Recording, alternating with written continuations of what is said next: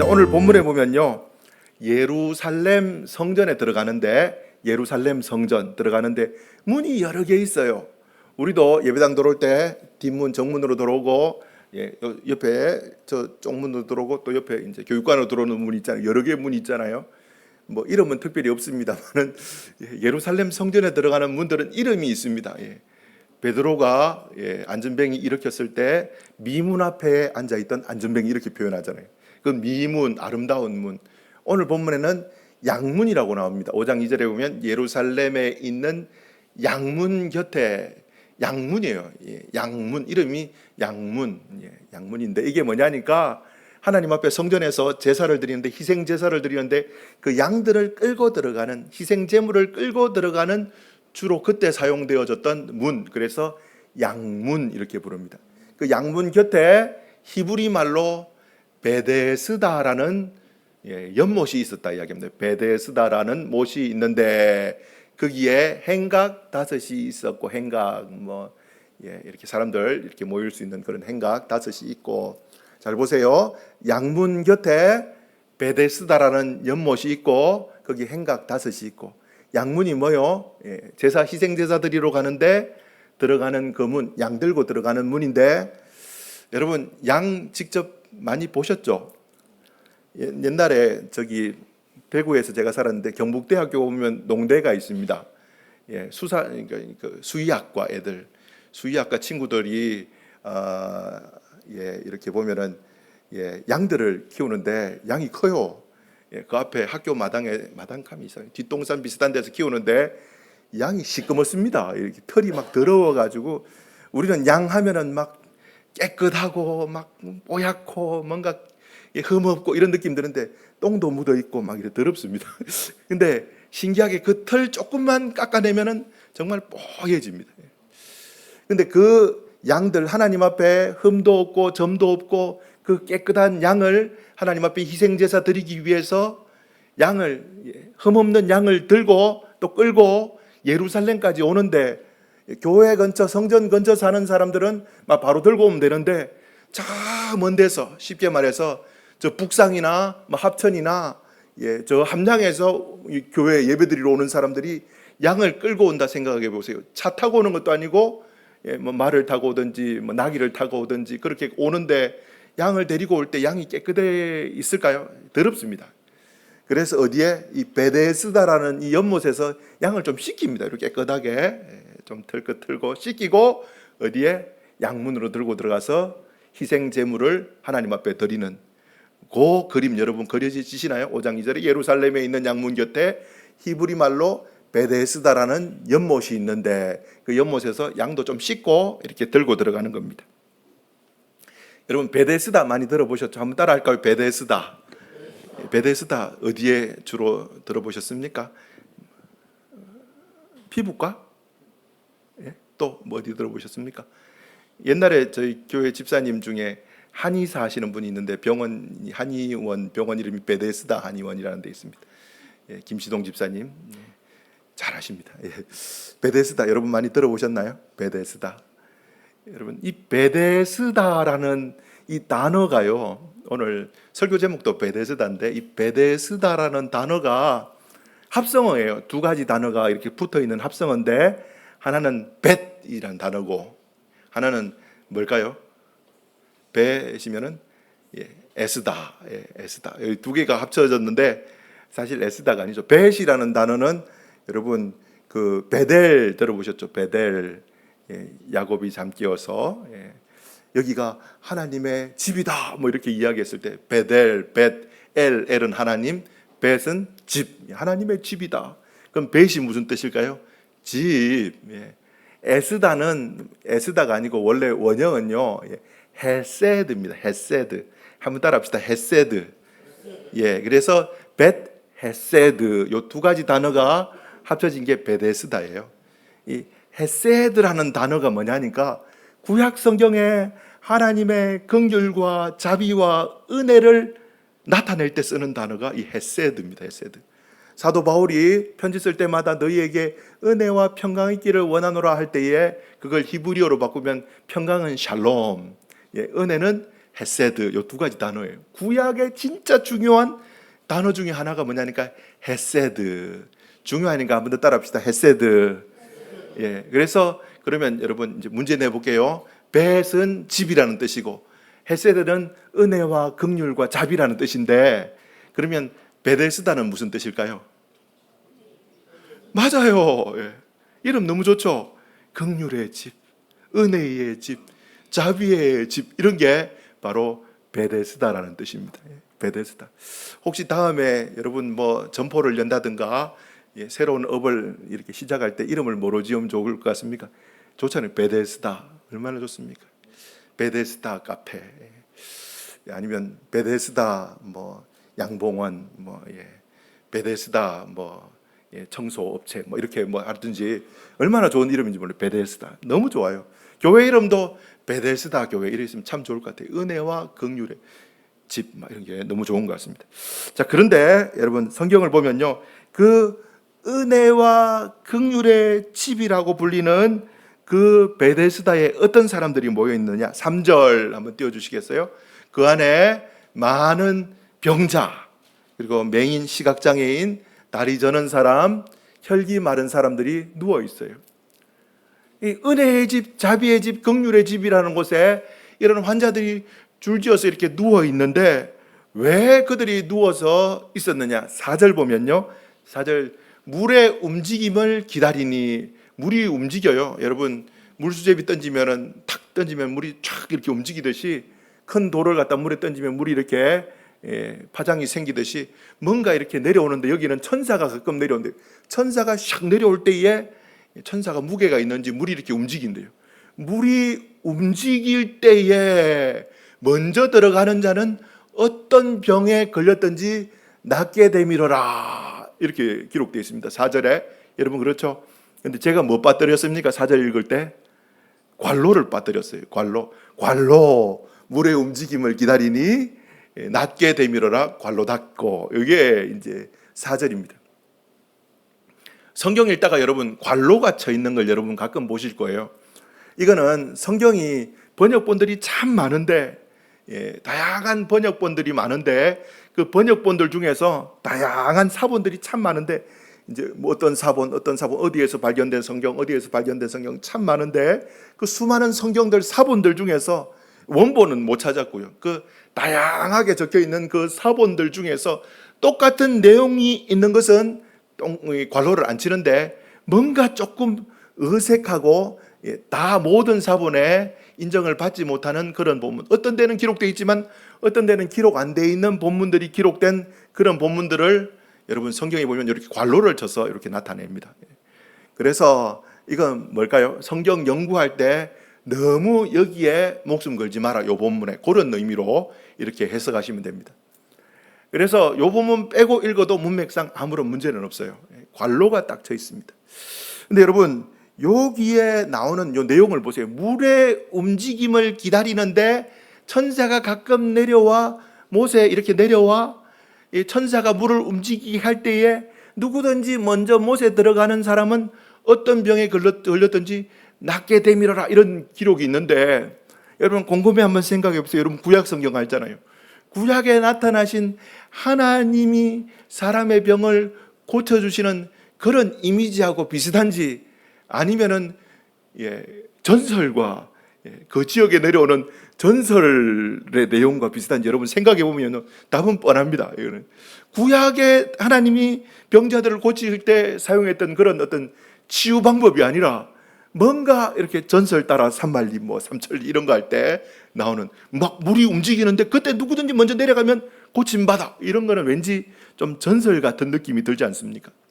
그래서 이 고고학자들이, 제 이야기가 아니고 고고학자들이 이 본문에 대해서 연구하고 이렇게 찾았던 내용들이 좀 있어요. 사실 여러분 이 내용은요, 제 이야기가 아니고 이렇게 주장하는 학자들이 있어요. 헬라, 그리스란 나라, 그리스 헬라에 보면요, 의학의 신, 병을 고치고 치료하는 의료의 신이라고 불리는 신이 있어요. 그 신이 아스클레피오스라는 신입니다. 저 사람입니다. 저 존재입니다. 보이시나요? 아스클레피오스. 이름이 어려워요. 아스클레피오스라는 신이에요. 신. 그리스 로마 신화에 나오는. 근데 여러분 저 그림 볼 때마다 저는요 항상 재밌는 게 짝대기에 뭐가 있습니까? 뱀 한 마리 있습니다. 뱀 한 마리. 병 치료받는 거하고 뱀하고 무슨 연관이 있을까요? 저는 아무리 생각해도 모세 이야기 지난번에 설교했잖아요. 모세가 노뱀 딱 만들었었던 거 그거 이렇게 막 구전으로 내려가면서 뱀 쳐다봤는 사람 나왔어. 그러면서 이렇게 그게 이렇게 해외에서 짬뽕이 되어가지고 그리스 로마 신화에 영향을 끼치지 않아. 그러니까 뱀 짝대기 이렇게 들고 뱀 쳐다보면 낫는다. 뭐 이런 신화가 있지 않았을까라는 극히 저의 작은 어떤 지식을 가지고 추론을 해보는 겁니다. 일단은 이 아스클레피오스라는 이 그리스 헬라의 신화가 그리고 이 아스클레피오스를 섬기는 그 신전이 기원전 6세기라고 말하면요 이사야 선지자가 활동할 때가 기원전 6세기입니다. 예수님 오시기 한 600년 전에 이사야 선지자가 활동할 때 이미 헬라 그리스라는 곳에는 아스클레피오스를 섬기는 병 치료받는다라고 하는 저 짝대기에 뱀 막대기 뱀 이렇게 둘둘 감아 가지고 있는 저 신을 섬기는 신전이 있었어요. 근데 그 아스클레피오스의 신전에서 당시에 그 사람들은 클리닉이라고 이야기하는데 요즘에도 무슨 클리닉 이야기하잖아요. 그 아스클레피오스를 섬기는 그 신전이 클리닉인데 그 클리닉에서 어떻게 해요? 치료를 받는데 어떻게 치료받냐니까 의사가 치료하듯이 치료하는 게 아니라 어떻게 보면 이 아스클레피오스를 향하여 기도하면서 치료를 받는 거예요. 근데 기도하면서 치료받는데 그 치료받는 내용이 뭐냐니까 물에 들어가서 몸을 깨끗하게 씻고 옆에 있는 진흙을 가지고 온몸에 바르고 햇빛에 바짝 말리고 다시 물에 들어가서 씻고 또 기도하고 그걸 반복적으로 하면은 고쳐진다. 이게 여러분 물에 들어가서 씻고 온몸에 진흙 바르고 우리가 흙으로 만들어져서 진흙을 발랐는지 모르겠습니다. 진흙 바르고 햇빛에 바짝 말리고 다시 물에 가서 씻으면 그 일련의 그 행동이 아스클레피오스 신을 섬기는 치료받는 방법으로 섬기는 어떤 기도의 모습이라는 거예요.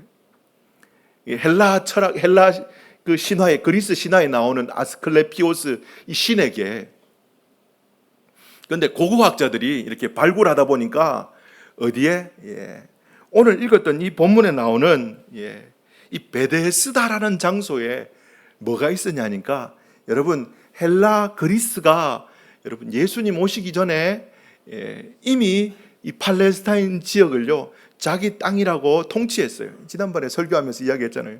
내 땅이야 이러면서 수많은 사람들을 어떻게 해요? 유대인들의 그 마음 자체까지 흔들어 버려서 모두 헬라화시키기 위해서 문화를 공급하고 다양한 신화를 공급하고 해서 심지어 할례 받은 사람들, 남성의 성기 표피끝을 이렇게 잘라냈던 사람들을 다시 할례 없애는 수술까지도 있었대요. 그만큼이나 유대화를 없애기 위해서 노력할 때에 이 성전 앞에 베데스다라는 그 연못에 물이 있으니까 뭘 만들었겠습니까? 이 아스클레피오스를 섬기는 신전을 거기다 지었는 거예요. 성경에 나오는 이야기는 아니고 그 당시에 고고학자들이 발견해서 하는 이야기들을 이야기해 드립니다. 자, 여러분 이 베데스다라는 곳에 뭐가 있어요? 아스클레피오스 신전이 있는데 거기에서 기원전 6세기부터 6세기까지는 아니죠. 한 4세기 정도부터 시작해서 통치했으니까 그 신전에서 사람들이 뭐 했을까요? 물 있으니까 물에 들어가 씻고 헬라인들이 충분히 그렇게 하잖아요.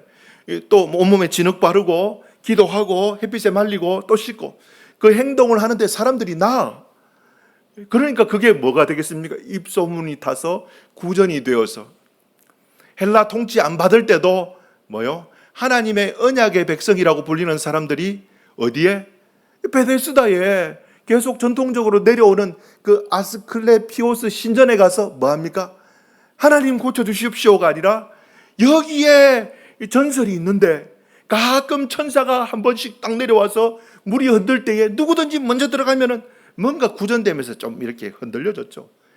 들어가면은 낫는다라는 그걸 믿고 수많은 병자들이 모여 있어요. 이 사람들이 누구라고요? 하나님의 백성들, 유대인들. 하나님 믿는다라고 고백하는 사람들, 병자들이 어디에? 하나님도 믿는다 말하면서 아스클레피오스의 방법을 쓰면서 병 치료받기 위해서 아스클레피오스가 가르친 방법대로 살아가는 모습들입니다. 여러분, 둘 다 썼어요. 아스클레피오스한테 가서 엎드려 빌기도 하고 하나님 앞에 나오기도 합니다. 여러분 보면 요한복음 5장 14절, 그 후에 예수님께서 성전에서 병치료 받은 그 사람을 만나 이르시되, 성전에도 간다니까요. 성전에도 가고 또 어디에? 아스클레피오스의 방법대로 그분 앞에 기도하면서 고쳐주십시오 이것도 하고, 여러분 둘 다 하는 거예요. 여러분, 전설도 나한테 유익하면 쓰고, 하나님 믿지만 나한테 유익한 거라면은 성경은 분명히 나 외에 다른 신을 내 앞에 있게 하지 마라 이렇게 이야기하는데, 나한테 유익하기 때문에 하나님 제가 믿지 않습니까? 이 방법도 진짜 나한테 유익하니까 내가 쓰겠습니다. 그 시대의 사람들의 주소입니다. 여러분 한번 생각해 보십시오. 자, 한번 생각해 보세요. 아스클레피오스를 섬기는 여기 베데스다, 이름이 무슨 뜻이라고요? 베데스다, 긍휼의 집, 자비의 집. 이름 좋죠. 근데 거기에 모여 있는 사람들이 어떤 사람들요? 병자들. 근데 병자들이 지금 뭐 하고 있습니까? 물이 이렇게 흔들리는 것을 기다리고 있어요. 물이 흔들리는 것을 기다리는데 왜 물이 흔들리는 것을 기다립니까? 제일 먼저 물에 들어가려고. 여러분, 요 그림 그려집니까? 이름이 뭐라고요? 베데스다, 긍휼의 집, 자비의 집이에요. 은혜의 집이에요. 그런데 그 안에 있는 사람들은 어떤 사람들요? 은혜도 없고 긍휼도 없고 자비도 없고 니하고 나하고 경쟁하는 사람들이에요. 내가 먼저 들어가야지 고침받아. 요 그림이 여러분 보입니까? 이름은 베데스다인데, 이름은 긍휼의 집인데 그 안에 모여 있는 사람들은 어떤 사람요? 전혀 서로에게 대해서 긍휼이 없습니다. 경쟁입니다. 네가 나보다 먼저 들어가면 안 돼. 내가 먼저 들어가야 돼. 이곳이 어디라고요? 베데스다라는 곳입니다. 자, 여러분, 여기에서 오늘 탄식하는 38년 된 병자의 탄식을 한번 볼까요? 요한복음 5장 7절, 병자가 대답하되 주여, 물이 움직일 때에 나를 못에 넣어주는 사람이 없어. 왜요? 딴 사람이 먼저 들어가거든요. 내가 가는 동안에 다른 사람이 먼저 내려가나이다. 막 경쟁하고 있어요. 무한 경쟁. 근데 이름은 뭐라고요? 베데스다, 긍휼의 집, 은혜의 집, 자비의 집. 저는 오늘 요 내용을 가지고 교회에 대해서 좀 이야기를 하려고 합니다. 교회, 베데스다 교회. 어떻게 보면요, 교회가 하나님의 은혜와 긍휼과 자비를 그대로 부여받은 장소가 바로 교회입니다. 베데스다예요. 교회가요. 하나님의 은혜의 장소, 긍휼의 장소, 자비의 장소가 어디라고요? 교회예요. 교회. 베데스다. 교회가 뭐라고요? 베데스다예요. 은혜와 긍휼과 자비의 집. 여러분, 그래서 교회는 어떤 곳이 되어야 되냐니까, 하나님이 우리에게 하나님의 은혜와 긍휼과 자비를 값없이 주셨기 때문에 나에게 주신 그 은혜와 긍휼과 자비를 있는 그대로 이렇게 세상을 향하여서 흘려보내야 되는 곳이 바로 교회입니다. 예수님께서 십자가에 못 박히셔서 여러분 우리를 위하여서 몸짓고 피 흘리시고, 십자가 보면 예수님이 이렇게 헝겊 비슷하게 요즘 그림 보면 이렇게 둘러 있는데 사실 다 벗겼어요. 예수님의 겉옷도 뺏어가고 다 옷 다 벗겼습니다. 그리고 마지막 피 한 방울까지도 우리를 살리기 위해서 주셨다라고 이렇게 이야기합니다. 다 주셨어요. 다 주고 마지막 피 한 방울까지 주셨던 그 예수님, 그 예수님의 모습을 본받는 곳이 교회가 되어야 하는데, 그게 교회가 나가야 될 방향성이에요. 근데 여러분, 오늘 본문의 그 베데스다에는 어떤 사람들이 모여 있다고요? 그렇지 않은 사람들이 모여 있어요. 서로 경쟁하는 사람. 저는요, 교회는 하나님의 값없는 은혜와 긍휼을 하염없이 이렇게 세상을 향하여 보내주는 곳이 되어야 한다, 그렇게 믿는 사람입니다. 여러분, 교회에 대해서 제가 짧은 지식을 가지고 내린 결론이 하나 있습니다. 교회는 흥하면 안 된다. 목사님 또 뭔 소리 하노? 이런 생각이 드시죠? 교회는 흥하면 안 된다라는 거예요. 교회는 통장에 잔고가 많으면 절대 안 된다. 제가 내린 결론입니다. 딱 연말 딱 되면은 더하지도 않고 덜하지도 않고 만나처럼 그렇게 딱 되어야 되는 것이 저는 교회라고 생각합니다. 그냥 계속 흘려보내는 거예요. 예수님의 사랑을 가지고 계속 흘려보내고, 교회는 흥하면 안 되고, 교회는 여러분 세례 요한의 고백처럼 주님은 흥해야 되고 나는 쇠해야 되고, 말만 그런 게 아니라 주님이 흥해지고 교회는 역사 속으로 싹 이렇게 건물 교회는 사라지면서 주님만 이렇게 드러낼 수 있으면 진짜 아름답고 귀한 공동체가 될 것 같습니다. 여러분, 전주에 보면요, 여러분 들어보셨는지 모르겠습니다. 전주 안디옥 교회라고 혹시 들어보셨어요? 전주 안디옥 교회? 깡통 교회로 유명합니다. 그 교회는요, 교회의 재정의 60%를 개척할 때부터 우리는 선교에 쓰겠다 생각하고 계속 60%를 선교에 썼어요. 그래서 진짜 예배당이 깡통입니다. 깡통 이렇게 깡통입니다. 근데 이제 그 비전을 가지고 목회했던 목사님이 은퇴하고 새로운 목사님이 부임하고 교회가 좀 바뀌는 것 같아요. 옛날 같지 않더라고요. 옛날에 그 야성, 주를 위하여 선교를 위하여 내 한 몸 바치리라 이랬던 그 불타는 야성들은 좀 사라지고, 그 깡통 교회의 명맥은 있는데 이번에 보니까 교회에 뭐 수백억짜리 건물을 짓는다라는 그런 이야기도 있더라고요. 여러분, 교회는요, 주를 위하여서 하나님의 영광을 위해서 내어놓는 곳이 교회가 되어야 됩니다. 이전에 제가 부목사로 있었던 교회에 교회가 계속 부흥하던 교회였어요. 그래서 교회가 계속 부흥하다가 예배당을 새로 지어야 되잖아요.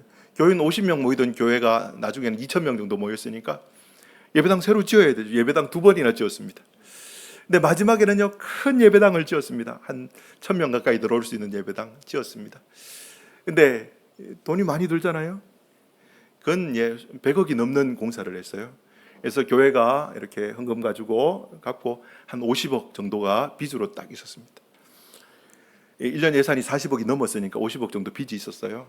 빚이 있었는데 하나님이 은혜를 주셔서 연말에 보통 쌤 이렇게 됐습니다. 연말 되면은 재정 딱 정리하면 거의 쌤 됐는데, 연말 딱 되니까 교인들이 계속 느니까 재정이 확 넘쳐서 한 2억 정도가 남았어요.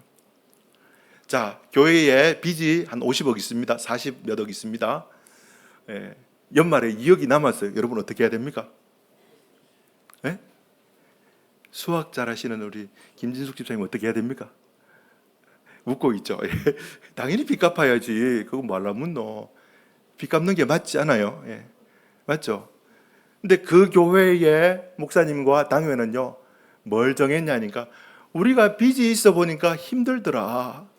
그런데 우리보다도 빚 때문에 힘들어하는 선교사님들이 계실 건데, 선교지에서 교회 개척하고 사역하다 보니까 빚이 생겨서 힘들어하고 제대로 사역 못하시는 분들이 있는데 우리가 그 빚 갚아주는 건 어떠노? 이렇게 교회가 결정을 했습니다. 그래서 그 2억을 가지고 우리 빚 갚아도 되는데 어떻게 했을까요? 연말에 선교사님들을 몇 분 선정해서 빚 제로섬 만들어주고 완전히 퉁쳐버렸습니다. 여러분, 하나님 보실 때에 그 50억 빚, 40억 빚에 2억 갚는 거, 그거 하나님이 기뻐하셨을까요? 그 교회가 선택했던 그 선교사님들의 빚을 갚아주고, 우리는 갚을 능력이 있으니까 조금 시간은 더디 가지만 그렇게 결단하고 행동했던 게 하나님이 더 기뻐하셨을까요? 저는 후자라 생각합니다. 너희는 먼저 그의 나라와 그의 의를 구하라. 무모한 도전입니다. 사람들이, 계산 빠른 사람들이 봤을 때 엉뚱한 소리다, 충분히 그렇게 말할 수 있는 무모한 도전이지만, 그 교회는요 어떻게 해요? 이 2억을 진짜 우리보다 더 힘든 사람들을 위해서, 분명히 연말 되면은 제로 돼야 되는데 남았으니까 우리한테 빚 갚는 데 쓰지 않고 더 힘든 사람들을 돕기 위해서 쓰자, 이렇게 결단하고 섬겼습니다. 하나님 그 교회 그냥 던져 두셨을까요? 아니요. 이해할 수 없는 하나님의 방법으로 빚을 갚아 주시더라고요. 여러분, 이거는 신기합니다. 어떤 장로님 한 분을 감동해서 그 장로님이 은퇴하시면서 40억이라는 헌금을 하나님 앞에 하셨어요. 그러니까 여러분, 이거는 우리의 지성으로 이해할 수 없는 방법이라니까요. 우리가 분명히 어떻게 보면 망하는 방법인데, 근데 하나님의 뜻을 먼저 구하고 하나님의 방법을 먼저 찾아서 우리가 손해본다 할지라도 하나님의 긍휼과 자비를 드러내는 하나님의 명예를 높이는 그런 은혜와 긍휼의 집이 딱 되면은 어떻게 해요? 하나님이 이 모든 것을 더해 주시는 곳이 바로 교회라는 것입니다. 여러분, 도시에 가면요, 십자가 네온 사인들이 정말 많습니다. 시골에는 덤성덤성 보이는데 도시에 가면요, 빼곡빼곡하게 보입니다. 편의점 숫자하고 십자가 숫자하고 비슷하다 이렇게 이야기할 정도로 많습니다. 이 상가 같은 데 보면요, 3층 교회, 4층 교회 뭐 이런 교회도 있고요. 4층 하나에 교회 2개 있는 그런 교회도 있습니다. 여러분, 한번 생각해 보세요. 여기서 이제 장사하시는 분들, 우리 집이 슈퍼마켓 하는데, 우리 백장로님 슈퍼마켓 하셨잖아요. 우리 집 슈퍼마켓 하는데 바로 옆에 슈퍼마켓 오픈하면은 장로님 기분 좋을까요? 안 좋을까요? 안 좋다 하시잖아요. 장로님 인상 싹 바뀌는 거 봤습니다. 안 좋아요. 세상 사람들은 무슨 이야기 하겠습니까? 상도도 없다 이런 이야기 합니다. 한번 생각해 보세요, 여러분. 근데 뭐라고 말합니까? 같은 교단 아니면 괜찮다 이렇게 하는 거예요. 저는 그거 잘못됐다 생각합니다. 몰라요. 여러분들은 어떻게 생각할지 모르겠는데 교회잖아요. 세상 사람들이 볼 때는 손가락질합니다. 저거 상도도 없다. 여러분, 마음이 되게 아프더라고요. 설교 준비하면서 교회들의 그런 모습들 보면서요. 오늘 본문에 등장하는 이 베데스다의 수많은 환자들, 내가 먼저 물에 들어가야 돼. 너는 천천히 들어와. 내가 먼저 우리 교회가 상가에서 벗어나야 돼. 너희들보다도 내가 더 중요해. 서로 막 이렇게 무한 경쟁하는 거예요. 교회들이 옆에서. 여러분, 하나님의 영광을 드러낼 수 있을까요? 천만의 말씀. 여러분, 이 작은 교회들만 그렇습니까? 대형 교회들은 어떻고요? 더 무섭습니다. 작은 교회들이 경쟁한다? 그거는 대형 교회의 경쟁에 비하면 세 발의 피입니다. 무한 경쟁이더라고요. 수많은 다양한 프로그램들과 재정을 막 때려 부어서 화려하게 만듭니다. 누구든지 와서 젊은 엄마 아빠들이 오면은 뭔가 커피 한 잔 마시면서 애들 교육받고, 우리는 예배 딱 드릴 때 애들 거기서 예배 딱 드리면서 예배 딱 마치면 집에 갈 수 있고, 모든 시스템을 완벽하게 갖추어서 다른 교회보다 우리 교회가 훨씬 더 당신들을 잘 도울 수 있다, 뭐 이런 어떤 이미지를 심어줘 가지고 다른 교회보다 우리 교회를 선택하게끔 만듭니다. 심지어 밖에 나가서 교회를 홍보할 때에 무슨 홍보를 하느냐? 우리 교회가 이 동네에서 제일 좋은 교회입니다. 충분히 그렇게 할 수도 있다 생각합니다만은, 여러분, 그렇게 말하면 다른 교회는 무슨 교회가 되는 겁니까? 절대 그러면 안 돼요, 여러분. 다 우리 주님의 교회예요. 여러분, 혹시 오른손하고 왼손하고 여러분 혹시 경쟁하십니까? 오른손하고 헬스 트레이너들은 하겠죠. 오른손 막 해서 근육 막 나오면은 왼손 너 근육이 없구나, 운동해, 막 경쟁하겠죠. 근데 우리는 경쟁 안 하잖아요. 오른손 막 열심히 막 망치질했다고 오른손이 왼손 보고 막 이렇게 뭐라 합니까? 안 그러잖아요. 한 몸은 절대 경쟁 안 합니다. 여러분, 심장하고 여러분 위하고 막 경쟁합니까? 안 합니다. 한 몸이잖아요. 교회가 한 몸이라 말하면서 경쟁한다면은 선의의 경쟁, 그거는 포장이고요, 포장. 제가 제 책상에 써놓은 말 저번에 말씀해드렸죠. 사람은 합리적인 존재가 아니라 합리화하는 존재다. 진짜 죄성이 가득한 존재들이에요. 뭐 선의의 아닙니다. 네가 죽어야지, 내가 살아야지 된다, 이런 걸 가지고 막 싸우는 거예요. 그러면 안 됩니다. 좀 넘어가겠습니다. 좀 넘어가서 이 대형 교회들이 막 부흥해요. 뭐 수천 명, 수만 명 모입니다. 근데 진짜 세례받고 새가족 되는 사람들이 아니라 딴 교회 집사님, 권사님, 장로님들이 들어와요. 그럼 주변에 있는 상가교회들은 어떻게 됩니까? 전멸입니다. 사랑하는 성도 여러분, 오늘 교회에 대해서 제가 여러분들한테 이야기하는데요, 교회는 어떤 곳이 되어야 되느냐? 진짜 베데스다가 되어야 됩니다. 너희는 먼저 그의 나라와 그의 의를 구하라. 하나님의 영광을 위해서라면 기꺼이 손해보는 곳. 오늘 제 설교 이해됩니까? 하나님의 영광을 위해서라면 기꺼이 웃으면서 손해보는 곳. 주님은 흥하고 우리는 사라져야 하리. 이 말 슬로건만이 아니라 진짜 사라지고 주님만 영광 드러내고, 예수님께서 우리에게 롤모델이 되어주셨어요. 여러분 빌립보서 2장 5절 6절 7절 8절 읽어드릴게요. 너희 안에 이 마음을 품으라. 곧 그리스도 예수의 마음이니. 어떤 마음? 6절 그는 근본 하나님의 본체시나 하나님과 동등됨을 취할 것으로 여기지 아니하시고, 권리가 있고 특권이 있는데 내려놓으셨어요. 7절 같이 읽어봅시다. 시작. 오히려 자기를 비워 종의 형체를 가지사 사람들과 같이 되셨고, 8절 읽어봅시다. 시작. 사람의 모양으로 나타나사 자기를 낮추시고 죽기까지 복종하셨으니 곧 십자가에 죽으심. 너거 성도들이여, 교회들이여, 이 마음 품어야 돼. 이거 이야기하는 거예요. 철옹성 짓지 마. 이거 이야기합니다. 세상을 향하여서 십자군이 되지 마. 이거 이야기합니다. 너희들은 예수님은 흥해야 되지만 너희들은 가면 갈수록 쇠약해지는. 그런데 여러분 한번 생각해 보세요. 우리가 주의 영광을 위해서 예수님은 흥해야 되고 우리는 쇠해야 되리 이러면서 계속 주의 영광을 위해서 기꺼이 손해보고 낮아지고 베풀고 내 것 주고, 이렇게 되면 여러분 교회가 망할까요? 주님이 몸된 교회라고 이야기하는데, 주님이 머리 되시고 주님의 몸된 교회가 되는데, 주님이 영광 받으시고 주님이 능력 많으신데 주님께 그렇게 예쁘게 신실하게 주님의 영광을 위해서 사는 그 교회를 주님이 모른다 하실까요? 아닙니다, 여러분. 교회가 진짜 선택해야 될, 머리 잘 굴려서 선택해야 될 것은요, 하나님의 영광을 위하여서 하나님이 뭐 기뻐하시는지 찾아서 그걸 위해서 손해보고 내려놓고 자비를 베풀고 긍휼을 베풀고 은혜를 베풀고 네가 먼저 내려가, 이거 이야기하는 곳이 교회가 되어야 되는 거예요. 제가 참 존경하는 목사님 중에 이찬수 목사님, 교회 30개 분립개척했습니다. 3만 명 모이는 교회, 어마어마하죠. 분당이니까 서울이니까 가능할 수도 있어요. 거창에는 불가능합니다, 여러분. 저 거창 인구가 6만 명인데. 근데 교회를 30개나 분립개척했어요. 그리고 목사님이 마지막에 교인들이 안 움직일 것 같아서 때렸던 이야기가 여러분 아시잖아요. 교인들 5천 명 넘으면 나 사임합니다, 이렇게 때렸어요.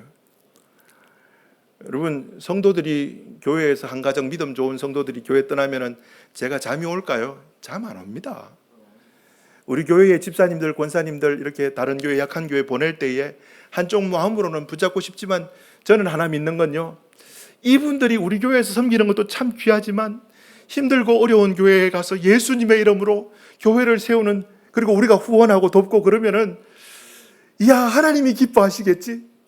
우리 교회만 잘 사는 것이 아니라 저 교회를 통하여서 하나님이 저 집사님, 권사님을 통하여 영광 받으시고, 우리가 이렇게 기쁜 마음으로 하나님의 영광을 위하여서 손해봤을 때에 어떻게 보면요, 하나님이 우리에게 더 좋은 것으로 채워주시겠지. 여러분, 저는 그런 욕심을 가지고 이렇게 딱 제시하는 거예요. 여러분, 이찬수 목사님 속이 편했을까요? 울었어요. 그런데 이게 대형교회가 해야 될 행동이다. 베데스다. 내주고 건물 팔아서 사회복지재단에 그냥 그대로 다 주겠다잖아요. 그 교회가 해야 될 행동이다. 주님은 흥하고 우리는 쇠하고. 지난번에 부흥에 오셨던 김석홍 목사님, 저기 용인에 있는 향상교회 담임 목사님, 그 교회는요, 교구 구역 위에 교구가 있잖아요. 5개 교구를요 하나의 교회로 이렇게 흩으려고 지금 준비하고 있습니다. 벌써 하나 흩었고요. 큰 교회가 아니라 하나님 어떻게 하든지 베풀고 재정도 보내주고 교회가 없는 곳에 교회를, 건강한 교회 하나 더 만들고 같은 주님의 영광을 위해서 꿈꾸는 그런 교회 세워나가겠다고.